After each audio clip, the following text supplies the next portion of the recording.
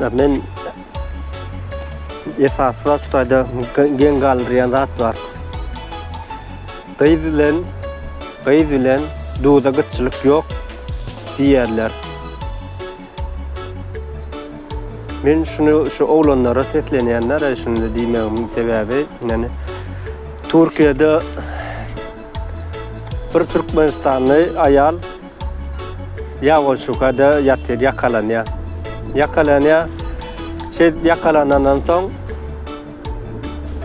bul ayalyň 3 tane gezýän söýgüsü bar eken. 3 tane. Menini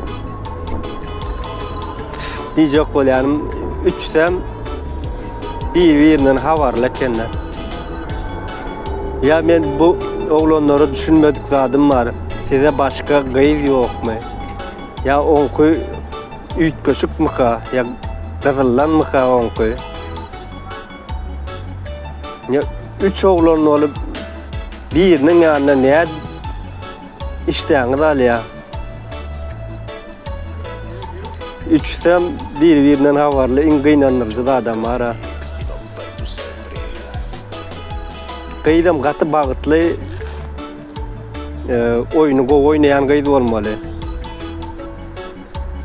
Şu 3 erkegi birlikde şeýdip saklap bilýän gıyz bolsa, ayal maşgala bolsa,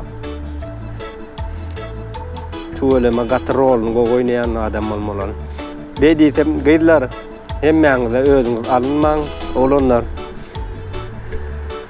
Gıyz bilen duda gatçylyk ýok diýerler. Türkmenistan'da her oğlana 5-6 gıyzdan yetdi. Şonça gıyzlan içinden üçüňi de birini mi yetti size? Ya bolýa menne de yok.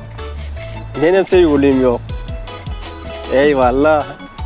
Yani 3'e 1'i ken ka diyen. Canınız sağ olsun.